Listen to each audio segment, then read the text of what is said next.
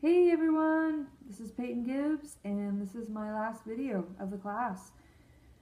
Today I'm going to talk about my scholarly article that I found on the Library Ibisco database, and it is called Thin Female Characters in Children's Television Commercials, a Content Analysis and a Gender Stereotype.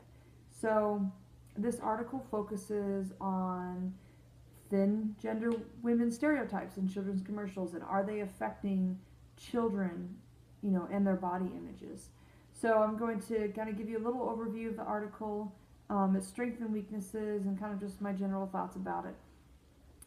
So the article was focused on kind of studying what kind of gender stereotypes were being portrayed in like children's TV commercials.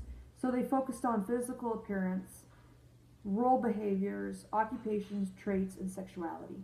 And so they had two coders watch over 2,000 commercials and then rate each, each woman on a scale of 1 to 7. If they were like 7 being they were super sexualized, and then 1 being they were not sexualized at all. And then they had about 1 million different categories that they were kind of rating the women in these commercials. And then they also compared these thin individuals with women who were also bigger bodied, and kind of just to compare the two. And they found that women who were in children's commercials that were thin were more overly sexualized. They were obviously more attractive. They were homemakers. And then the women who were bigger were, less sexualized, less portrayed as attractive, and then also less, they were more seen as kind and gentle, which I thought was kind of interesting.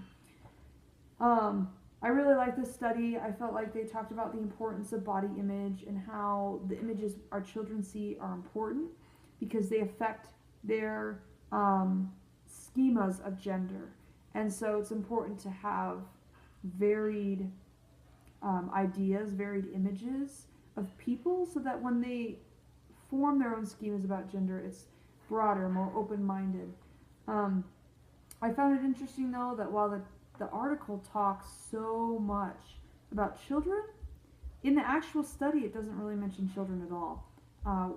There was no children within the study, so I thought that was kind of interesting. And the only problem with the article is that there are only 2 coders, and we do not know who these coders are, other than that they watched the commercials.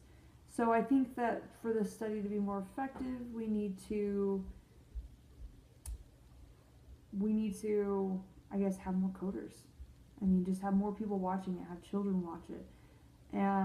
But I think that this is incredibly important. Body image is something that is affecting people worldwide. I myself grew with body image issues when I was, 13, 14, 15, and so it's something that I very advocate for. But anyway, so yeah, that was my article. I loved it, thought it was interesting, and it's been great being in this class. I loved, being in discussion boards with you guys, and I've learned so much about media and mass communication. So I hope you all have a great summer, and it was awesome getting to know you. Thanks.